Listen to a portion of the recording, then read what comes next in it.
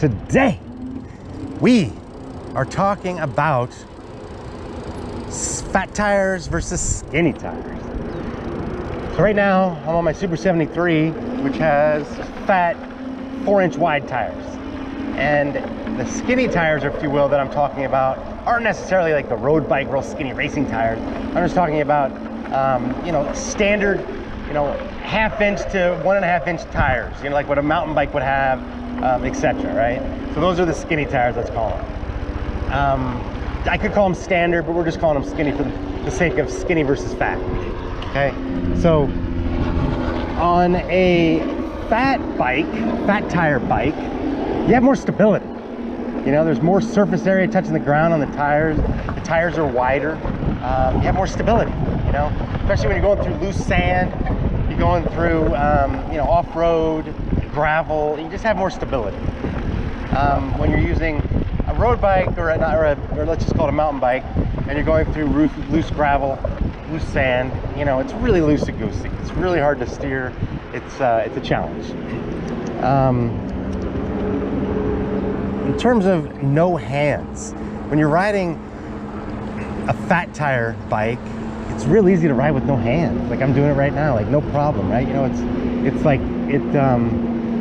There's so much stability. It's like there's no issue, when you're riding, see, no hands right here, no big deal. But when I'm riding my, let's call it my mountain bike, it's really a struggle. You're kind of like, whoa, whoa, whoa, whoa, whoa, So, no hands. Not that that's necessarily a factor for everybody, but just to give you a sense of the difference, Hello. Hello. All right. In terms of comfort, there are a lot of bikes that don't have, a lot of fat tire bikes, and for that matter, regular tire bikes that don't have suspension, even the front suspension or the rear suspension or neither. And when you're riding a standard bike, mountain bike, let's call it, you feel the bumps. The tires don't have a lot of cushion, and you typically pump them up pretty hard, and you feel every bump, every divot, all that stuff. When you have a fat tire bike without suspension, let's call it the Super 73 Z1, for example, right? You don't have, you have you have more bounce and you have less discomfort when you go over things. So the tires themselves do give you some level of comfort and cushion, Something else to consider is inner tubes. When you have a regular mountain bike, whether you have 26, 27, 27.5 inch, etc., you have to get mountain bike tire inner tubes that fit that, right? And they're, typically have quick release, and they're really small inner tubes, and it's easy to fix. And they're not very expensive, $4, $5, $6, $7, $8 for an inner tube. When you have a fat bike, typically the fat bike tires are 20 inches by 4 inches. You got to get specialized inner tubes that fit a 20 by 4 inch tire, and those inner tubes are huge. And it's just a bigger deal to take the tire off. Most 20 by 4 inch bikes don't have quick release, so it's a bigger deal to take the tire off. It's a bigger inner tube, and it requires a lot more air, etc. So that brings me to changing your tire. So let's say you're on the road and you get a flat on your mountain bike. You can pull the inner tube out without even taking the tire off if you want, and patch it.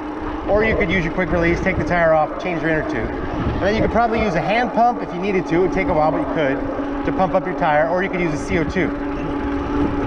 Not a big deal. If you have a fat bike, it's a bigger challenge to take the inner tube out and try to patch it. It's a bigger challenge to try to change the entire inner tube and then pump it back up. So, I have an electric pump for my Super 73 with the big fat tires, and it takes me like 2 minutes to pump it up with an electric pump. Could you imagine with a hand pump how long it would take to pump it up? And forget about a CO2. Like CO2s aren't going to be strong enough to pump up your inner tube on a fat bike. So there's that, something to really consider there. It's just not, it's not gonna work. So that kind of puts you in peril when you have a flat tire on a fat tire bike out and about. How do you pump it up? You would literally need probably 5 or 6 CO2s, and that would just be a pain in the ass. Traction, I kind of talked about it a little bit, but you could never really ride, and I've done this in one of my recent videos. I tried going through sand on my mountain bike mid-drive, and it just was a no-go. Then I go through sand on this thing, and it's, you know, it's not easy, but it's a heck of a lot easier. So you have a lot more traction. And like I said earlier, when you're going over gravel, like loose gravel, not as big of a deal. You know, you have a little bit more traction, a little more stability, and it's not as big of a deal. Cost. Tires have so much variability in what they cost. So I'm not really gonna talk about the cost of the tires, but again, just the cost of the inner tube. An inner tube for a fat bike could be upwards of $15. Again, an inner tube for a mountain bike could be $5 or $6, depending on where you get it, right? Again, if you're gonna consider using CO2 cartridges, you'd need a bunch. So 5 or 6 times the cost there. If you're gonna use the green slime sealant, I can tell you it comes in like 8 ounces.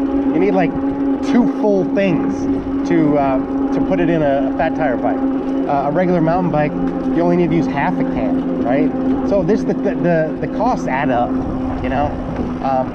I would have said that fat tires cost more than regular tires, but there's just so much variability. I mean, you could get a regular mountain bike tire for 20 bucks, but you could also get one for 120 bucks. Kind of the same thing with a fat tire bike. It just depends on the quality. So we're really talking about more all the costs that come with the tire. Weight.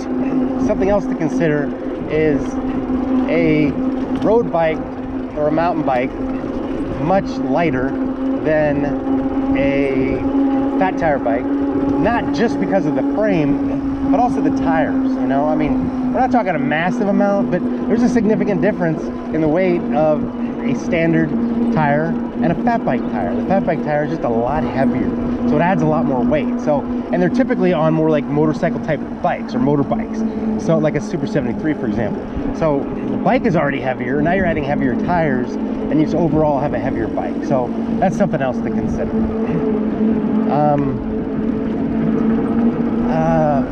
Those are kind of the main things to consider with regard to fat tire versus skinny tire. Obviously, you can get different traction for either kind of tire. Obviously, changing the tire is pretty much the same process, just again, it could be a little bit more complicated with a bigger tire, bigger inner tube, and then the costs. But I don't know, hopefully that gives you some kind of an idea as to what kind of bike you want. I can tell you, having a road bike, you know, you ride on the street, having a 1.5 to 2 inch wide mountain bike tire bike, and then having this Super 73 with the fat tires. Fat tires are really something. It's kind of like you're riding on a cloud. It's kind of like you're riding on sponges. I don't know, it's just so much more comfortable. It's just so much more stable. I don't know, it just you feel like you're riding like a quad as opposed to like, you know, a bicycle, because you just have so much stability, you know? It's crazy. I mean, I could ride with no hands all day long. And on my regular bike, my road bike and my mountain bike, it's really, really futile. I mean, I could do it for a couple seconds. So overall, that's it. Hopefully that helps you.